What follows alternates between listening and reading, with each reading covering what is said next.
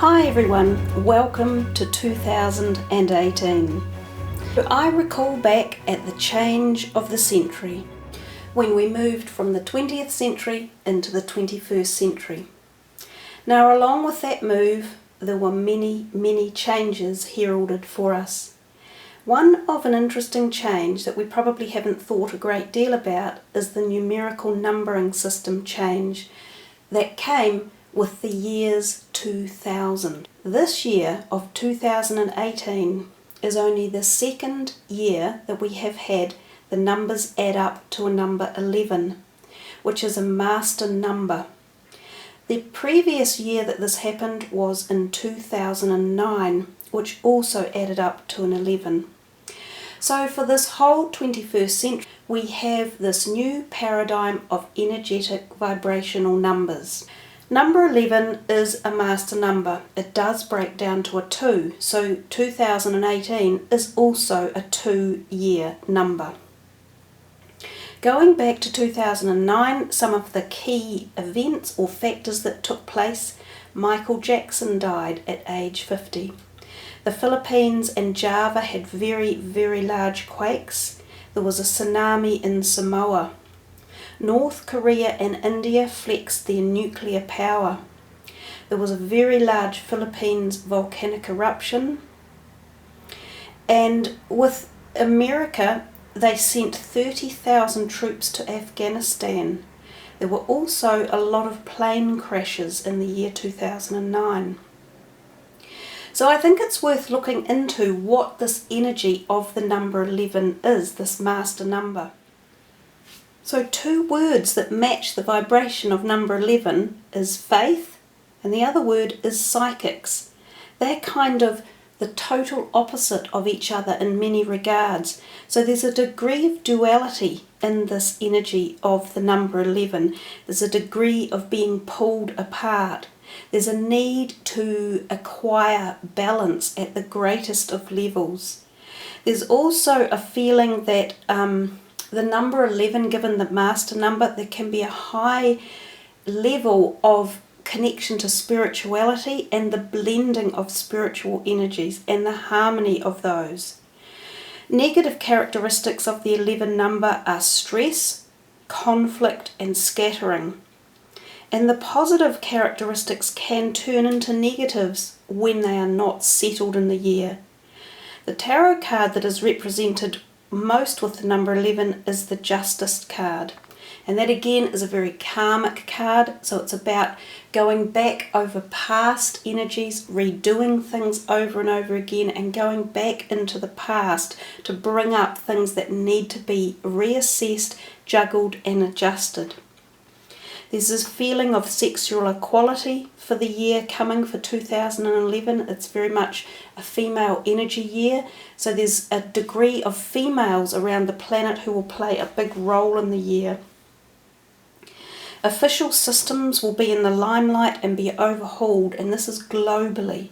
So this is political, it's infrastructure, it's large companies, it's religious affairs as well. The Bible symbolises the number 11 with some fairly grim words. They call it disorder, chaos and judgment. So whatever happens in 2018 is going to be magnified at double the pace. This is the messages I keep getting. So it's a year of great change. It's a lot of activity is occurring in 2018. There is going to be something very big that comes in to us all that makes us ramp up the speed of things at which we're doing stuff, and it makes change doubly important. So this is negative and positive change. So it will also work at the personal level for people. If there is something going on in your private life that needs to be recycled, reviewed or revisited, it will be done. If there's something that needs to be changed, it will be changed at a higher and faster degree than you could have imagined.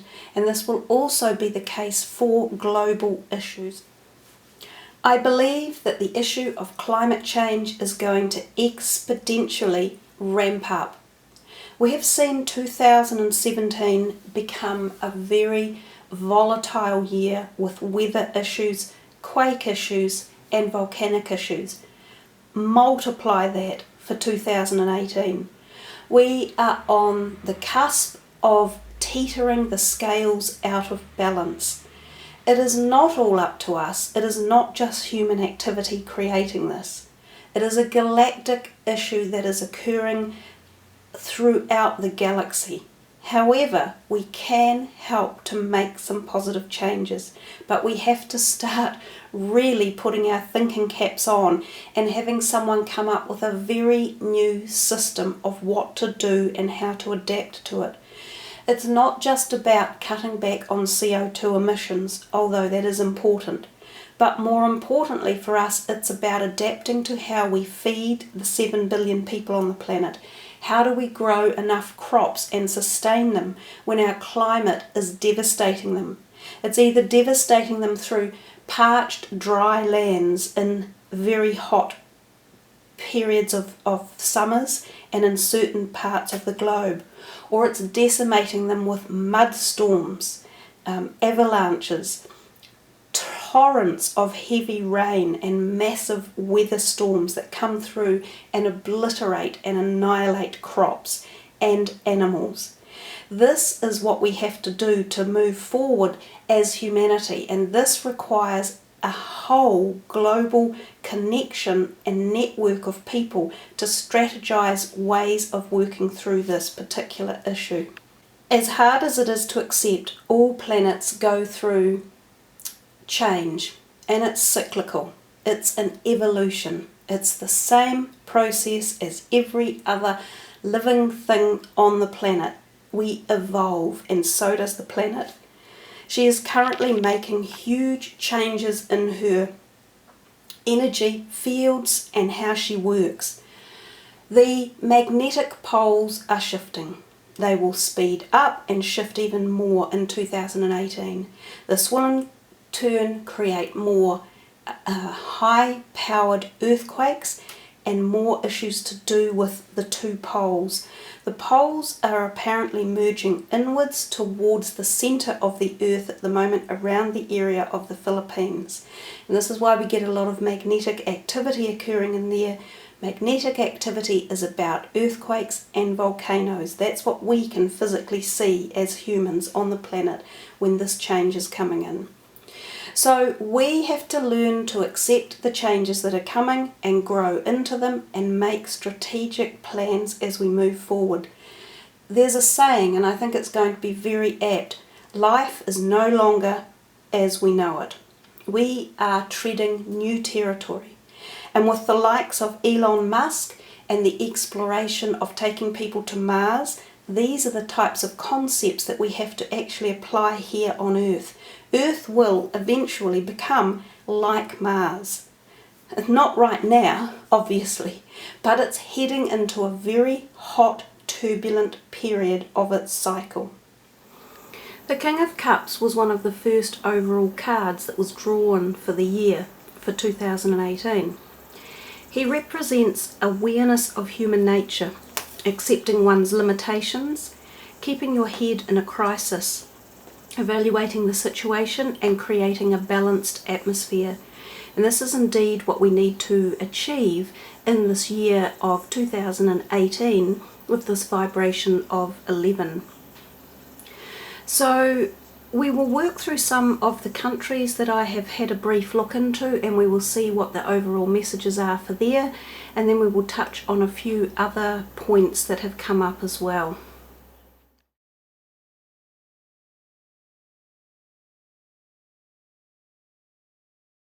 First of all, we will take a look at some of the American energies. They had the King of Cups, the Ten of Cups, the Three of Cups, and the Moon card from the side deck. Now, one of the first things that comes out about that is 3 sets of cups. There's something for America about feeling the love bug, about feeling love and harmony, or togetherness, or something being initiated that brings you or pulls you all together to stand strong and be firm. It's a spiritual presence. The moon card in particular is the Pisces tarot card. And Pisces is all about the spiritual presence and the esoteric world.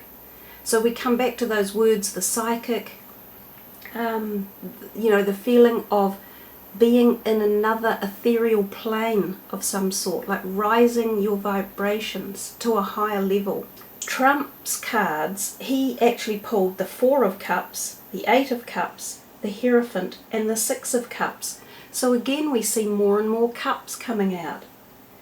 So I get the feeling with Trump that he's going back in time, and there is a feeling that he leaves something behind, but that he's got to go backwards in time all the time. Working with groups for him will be a huge benefit to him and America. So instead of trying to do everything alone, he's going to hopefully be initiated into working with groups of people. Now, at whatever level this is, I'm not sure. But it fundamentally is at the level of making America stronger and bigger again. He can't do it on his own, and he needs to change his policy making to get them there to the next jump stage. He still has a feeling of being petulant. And this is when I think he needs to learn to join teams or join up with something or somebody to make his goals more achievable and to get them into action and make them happen. So I'm thinking that there's a lot of people in America that connect in this form of visionary love or visionary energy to try and bring about this positive new step forward for America. There is a degree of duality in the messages for America, so what was hidden is coming out, and that will be a difficult time. It's like purging of information and resources and sources. So sometimes we don't like the things that we find that have been hidden, so this could cause discourse and harmony. But again, I think the overall tensions or the feeling in the air is to bring back harmony.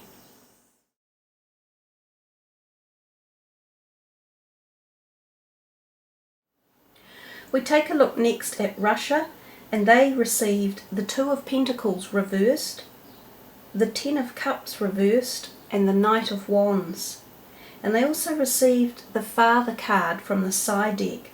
And the Father card, of course, emulates Putin to a very high degree. This is about his control and authority on the country, or it's even about authoritarian rights or authoritarian archetypes. So we still see Russia, as one would expect, to be very well handled in that form of communism and having a very strong father figure curtailing down to the population. There is a degree of aggression there and hand-to-hand combat which could come up for Russia. I'm not sure if this signifies that they expand out into the world with aggression, or whether they are going to their borders and moving again like they did in about 2014 and 15 to some of the surrounding bordering countries. They might be trying to expand themselves locally again. With Putin, he got the cards, the Page of Swords, he got the Ten of Cups again, which was duplicated in Russia's message. He got the Knight of Pentacles and the Knight of Rods. Now there's a lot of messages of younger people coming in around Putin. I'm not sure if this represents his family members or whether it represents his political members within his party. There's a feeling here that he may be handing some power over or bringing in some new young blood to his team. Now, this could possibly be for reasons of dealing with the IT technology world that we are moving into, or the cyber possibilities of threats and privacy being removed. So he could be bolstering his systems there. But whatever, there seem to be some people either very close to him who are quite young, who he is either involved with at a personal level or a political level. So some of these people may become more politically known around the globe, and they may be people that other countries deal with to a higher level. Putin is still showing signs of stress and not such good health. I don't think he has a good 2017. I'm only making this video in April of 2017, but I think his health is very guarded. It's very guarded, but he's not in the best of health, and I think 2018 will see him step down to a degree and allow some of this new energy to come in at a certain level. It could also just be, as I say, people around him that are either protecting him or providing him with extra services in the political region. I think Russia's finances start off the year in 2018 much tighter.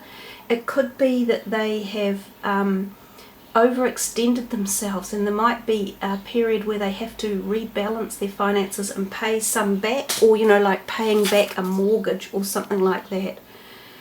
The final message for Putin is he definitely needs to assess his physical health and his position there.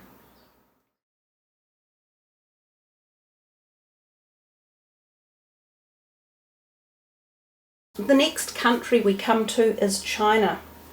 So they received the Page of Swords reversed, the Ten of Swords, and the Ace of Cups.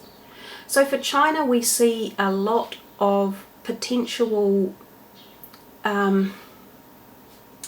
up and down and like conflict around China, but definitely expansion. They also received the Stars card from the side deck. Now the Stars card is very much about space exploration and expansion and knowledge. So I think China in 2018 could make a very significant space acknowledgement or claim. I believe they are looking at placing something on the moon.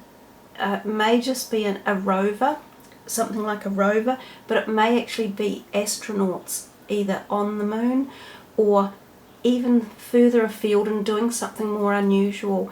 But China will most likely become the next space explorative country, and I think the race is partly on thanks to the likes of Elon Musk with his ideas about furthering our human quest beyond Earth. Young people play a role in China's directions as well. China has managed to rebound from looming industrial death. So they look more forward to the younger generations, the millennials as we would call it, the younger generation's way of thinking and operating. So China uplifts very much the technology and the space and the IT realm, and they become quite big players in that department. I think China has been overlooked for a long time, but they also do a lot of hidden work behind the scenes that not many of us can see. So they're further advanced than we actually think in this arena.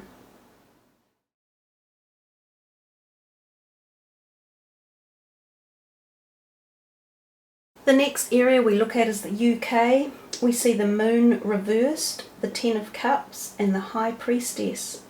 And in the side deck they received the Message card. Now this tells us for the UK, of course we know they're going through a great deal of transformation with their Brexit leave from the EU. They are going through political newness with their new female Prime Minister, Theresa May.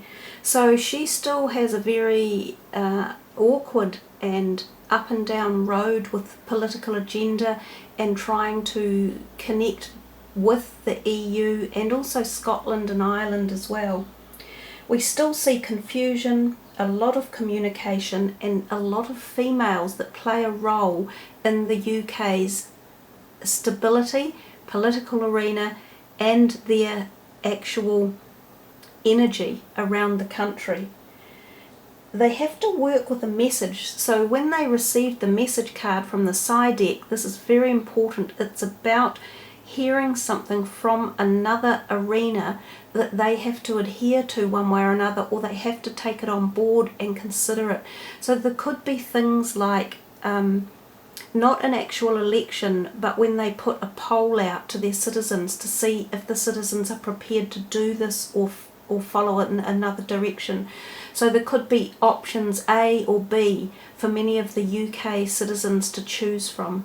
And this could also run right through to Scotland as well. So there are big issues coming up for them in 2018 that are probably going to shape a lot of their energy, their direction, their political arena, their finances, and it has to do a lot with females, without doubt. So political leaders,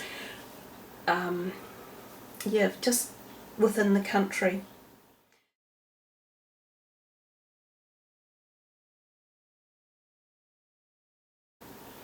We skip across then and we have a look at Europe, and we see there that they received the Nine of Cups reversed, the Eight of Cups, and the Knight of Wands.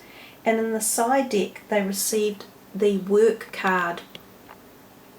So I think for Europe they have a little bit of, again, they are working through issues around the migration from Iran, the Iranians that were displaced.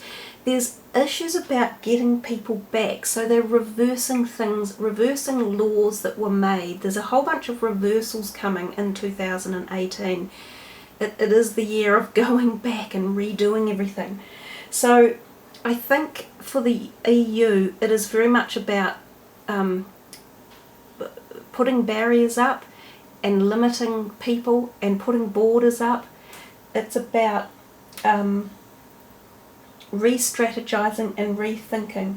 It's also about employment considerations and how to keep people safe in the EU. There are industrial issues, and it's about jobs and creating them and keeping them. It's also about time, reassessment, readjustment, and again, youth plays a role in how the EU is working.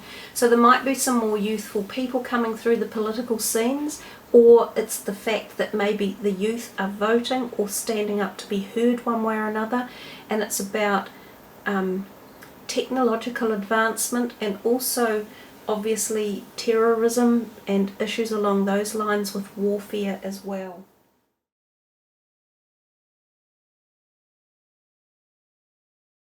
We move next to Australia, and they received the Five of Pentacles reversed, the Devil and the Judgment, and their side card was the Birth card. Now those are pretty potent cards that Australia received, so it tells me that 2018 is going to be quite a big year for Australia.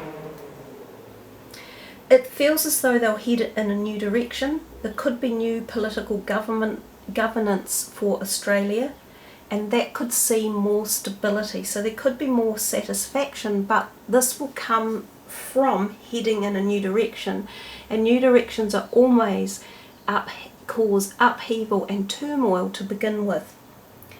It feels like they're being judged by a position or a stance they take, and they need to balance that and join with somebody, like another nation or another political force, to create something new that's a combined effect. Now they could have severe storms in 2018, and they could have many floods and crops affected. And we think of that as being a little bit unusual for Australia because they're often known as the desert nation, and they're very dry generally. But Australia, being such a big landmass and being close to the tropics, has the potential to be in the pathway of receiving these massive storm cells that will be coming. So there is a degree of crops being affected in Australia. It may not be just from storms, it could be from bugs or other issues as well.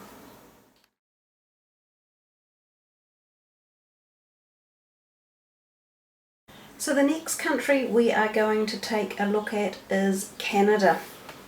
Canada received also some quite tricky cards. They had the Tower reversed, the Queen of Wands, the Queen of Cups, and Death reversed. In the side card they got the Cave. Yeah, they're quite intense cards and they're quite tricky, and this is the first time I have included Canada in my list on my global predictions. So things are going to change for Canada. Something happens, and it could be quite sudden, and it could be quite strong, and it might be enough to shift perspectives or feelings or even political points of view. It could be to do with terror activities. It just could be that Canada's been such an open country and so easy to come to that maybe they tighten up their borders and boundaries, not dissimilar to what America is doing. Their Prime Minister Justin Trudeau, who is favourably liked, and he's a fit, healthy young man, he got the Seven of Swords, the Two of Pentacles, the Queen of Cups, and the Queen of Rods. So there are heaps of cards in here that give off this female energy as well, both in his personally and within the countries. So something about female energy or female issues is also in Canada's vibrational energy. I'm not sure if it is his wife or his family in particular that either he becomes concerned with, or they become more of a limelight, or whether there are female issues within the country that are being addressed one way or another, or if it is females that are doing a lot of the political changes or addressing of rules or things along those lines. For Canada, it could be also a climate change issue, because they're very, very close to the Arctic Circle. And I think in 2018 we might see less polar ice than normal. So this could be affecting their country, especially up in the top regions. It could affect their weather. They could have more severe weather patterns coming for Canada. I haven't been able to fully grasp a total picture on this, but it feels as though it's something that they don't like that happens. It's something that puts them off balance or puts their guard up. It makes them more defensive. They close down and they become more unified within their own country a little bit. So I think it could be a little bit of both political and also climate issues that are going on there. The next country we look at is my home country, that of New Zealand. We pulled out the Six of Swords, the Five of Wands reversed, and the Ace of Pentacles reversed. We also pulled out the Psi card, the Sun. I think for New Zealand, our finances will be stable, but not the growth of the previous years. We have had particularly positive financial growth, and I think that is coming to an end for various bunch of reasons. I think globally finances are halting a little bit because of instability, destabilization of the climate issues, and also fundamentally slowing down of production of companies and global production of things like iron and metals and those type of things that slow production a little bit. And we have to do this because we have to look at ways of rethinking how they are manufactured and performed and on-sold. We possibly also have an issue with our political agenda. We have the elections in 2017, and I suspect that National Party gets back in, but there's a feeling of dissatisfaction in the political arena, and that perhaps leaders of parties could be toppled. So there could be a feeling of an overthrow of sorts within New Zealand. I think the Labour Party, with the chap Little, who leads the Labour Party, his surname is Little, he has an up-and-coming young female who's their deputy leader, and she is Jacinda Ardern. Now I think Jacinda Ardern might become the leader of the Labour Party, and in the future I see her as possibly the next female Prime Minister for New Zealand, but I don't think that happens in these elections at 2017. The other thing with New Zealand, we are very quake active. I talk about this every year, and I suspect that following the big earthquake in Kaikoura late 2016, we will see more activity around that part of New Zealand, so that's sort of central New Zealand. anywhere from Christchurch up through to the Taranaki region, and that could be around another 7 size quake, and it might be around the 4th month of the year, so sort of March, April, that type of vibrational energy. The next country we take a look at is North Korea. They received the Temperance, the 3 of Swords, the 9 of Cups, and the reversed 8 of Cups. And in the side deck they received the Fortune card. Now, interestingly enough, Kim Jong-un, he received personally the 10 of Wands, the 4 of Pentacles, the 5 of Wands, and the Wheel of Fortune. So the word fortune has been highlighted twice in North Korea's reading. So there's something here coming for North Korea about end of cycles and change, and it's very karmic. It's almost the same as I said earlier in the reading about Earth, planet Earth having cycles. North Korea is making a change and going through cycles. It's probably not what they want, but it's coming. It will lead them to be in a slightly more positive position, and I think this is just the beginning of change for them. Kim Jong-un is under stress, bodily stress, financial stress, and emotional. He could also have heart issues himself, so he could have a heart attack. Even though he doesn't seem old enough for that, he's relatively young, I must admit. But again, he's another global leader whose health is not particularly stable. If he doesn't have a heart attack, there could be something wrong with his heart health, or he loses someone in his family. I know he had purportedly had his half-brother murdered in 2017 with a gas attack at Singapore's airport.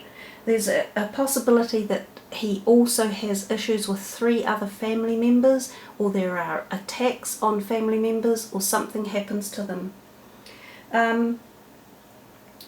They are on the cusp of karmic cyclic change, so whether or not it is actually Kim Jong-un that either is defeated one way or another or removed from power, we will have to wait and see. But he needs to either be the one that's going to make, like, disappearing for the big change to come, or he needs to be disabled for the change to be made for North Korea.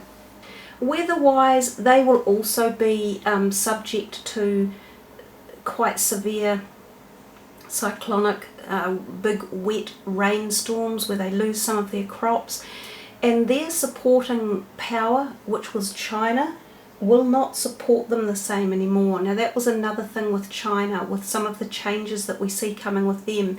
They will back away from the North Korea alliance, which leaves North Korea very much out on a limb and in a more dangerous position, especially with finances and their trade as well. The next area to focus attention on for 2018 is India, for many reasons.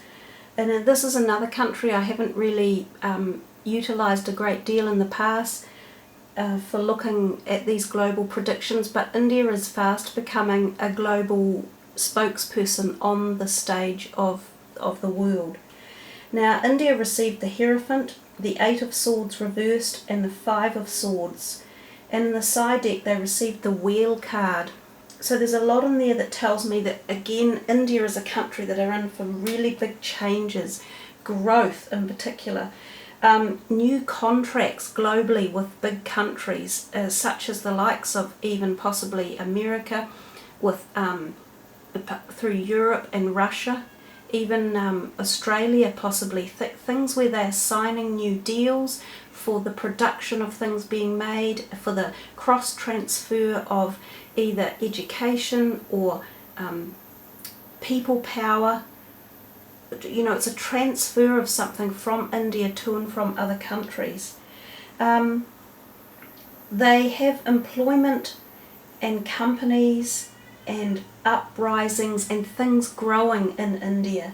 So the wheel card that they received symbolises the turning of big wheels and the amalgamation of ideas and the production of things. India have always been big producers, more locally, but their population is growing at a very rapid pace. And again, India could, in the year 2018, show us some more of their own forces, like their nuclear forces or their nuclear power or their armed services. So they are muscling themselves up, they're showing their muscle and their tenacity. They also are very interested in space exploration as well, and the putting up of satellites into space and learning more about the moon and different areas of space. So India are again big players in a large number of areas in 2018, even perhaps the IT world. There's something coming from India that gets them much more in a global negotiation stage. Now, India do have problems with weather. They're very much up in that sort of tropics area, and I think there will be weather storms for them, which is normal. They are actually used to it, but again, with the degree of climate change and global change or global extremes, climate extremes amping up, we see big places like this taking even more of a hit. So perhaps that's another reason that India stands up and makes itself heard and gets itself activated and trying to solve issues and get themselves going. If we take a quick look at finances such as gold, oil, coal, let's get into that for the year 2018. Gold seems to stay relatively static or stable. I don't see it going up too much or down. It's floating around the current price per ounce. It will stay fairly mutable for the year. I mean, you'll see little variances, of course, which is normal. It's going to go up and down every month to a degree, but not enough that it makes a huge change. Oil, on the other hand, is going to go up in value. Now, why that is, as of yet, I'm not sure. Is it a global requirement for oil, or is it a global shortage? Now, if it's a global shortage, it could be due to warring factions or oil being held back from certain countries, or issues with the production of oil, or an oil pipeline break that occurs, or a massive oil spill, or something odd. But oil definitely goes up in value. Now, the other thing that has taken a recent surge in financial sector is coal. So the initial prices of coal have gone up in 2017, and where we sit in April of 2017, it is still claiming quite a good price point. I think it goes up, it keeps going up in 2017 and is still relatively buoyant in 2018, certainly at the beginning of the year. Now this seems to be that China have increased their need for coal, and of course America are going back into a certain amount of production for coal. But there's no doubt for America that if Trump were to turn the coal thing around and turn it back into renewable energy sources, he would actually make far more jobs for his citizens, and at the same time help save our planet, and also create solutions and moving forward rather than going back in time. And I think when we talked about the USA initially, and I said it's like they go back in time, it's one of these things that Trump is trying to do, but it doesn't feel quite right. We talk about, we're going to talk a little bit about the driverless car. I believe in 2018 we will see the first driverless cars on the road. I suspect at first they are going to be service vehicles predominantly, and I also suspect that the first of these will come through in parts of Europe, but they are going to expand very, very quickly. Driverless cars will be a very common scene globally by the end of 2019. By 2020 they will be becoming a very big trend. So as I say, I believe it'll be the service vehicles first, such as mini pods, mini buses and things that shuttle people around, possibly primarily from airport hub to airport hub, or taxi depots to train stations, or something that links up things for passengers. That's where it begins, but it becomes very, very fast moving. And of course, one of the next issues with IT, well, really it's beyond that. It's artificial intelligence is exponentially growing as well. So we have a huge issue coming forth with artificial intelligence is also really ramping up. We talked earlier in the piece about 2018 being the year of duplicity and speed, and that everything that's being formed and made and created is going to be exponentially double the pace, double the quickness, double the intellectuality, double the problems. AI, artificial intelligence, is massive in 2018. We will start seeing robotic energy coming into many, many workplaces, which in turn decreases the number of people employed. So we have to strategically think how to re-employ humans in particular, because there are going to be an awful lot of people left jobless and vacantless. They're going to be wandering around with not enough to occupy their minds. Humans require their minds being activated and moving forward. That's the species we are. We're a very intelligent, active species. Artificial intelligence threatens that at many levels. Yes, it has its benefits, but at the moment none of us know the side effects enough yet to understand the consequences of this move forward. It will quadruple in its pace, so you will start to see AI everywhere you go. Some of you will even come across areas where you are served completely in places or spoken to by robotics that even look like this depiction. They will be appearing in a humanoid form, and that's the beginning. By 2020 there will be many of them through many workplaces. It will be prudent for young people coming through the education systems and their learning to try and find new jobs on ways that they can still be employed in 10, 15, 20 years. Some of the new areas of employment will be things that we haven't even discovered yet or aren't thinking of. So it's really important to teach your children that the old-fashioned normal job paradigm is probably not even going to exist by the time they get to the workforce. So they need to be thinking of things like robotic engineering in particular, which would be a very prominent move forward, and also thinking of possibly human emotional needs. So people like psychologists or philosophers and people along those lines who are helping to shape our future.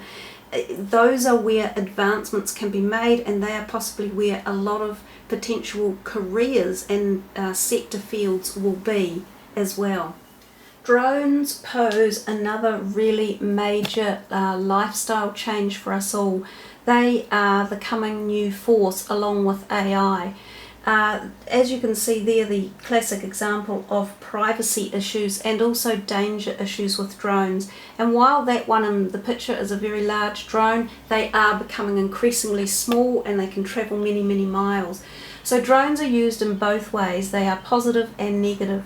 But we've seen before how they can help society. They can capture photos of crop damaged lands or flood damaged places. They can find missing people in high terrains. They can take vaccines into remote areas of countries or islands. So drones have a really high place in our society, but again they are a little bit like AI. They're going to become a very fast moving situation that we still haven't put barriers or practices in place for the understanding of how to operate them and have them come into our life. So drones will become a nuisance to a degree for many, many people. And we can also literally assume that drones will become the primary use of force in weaponry and fighting and wars. So as I say, they have their place, they have positives and negatives, but again we don't have enough strategies in place for how to deal with the sudden burgeoning power and availability of drones for people. So they seem small issues now, but given enough time, it's a groundswell thing, and we end up with a problem around the area of drones.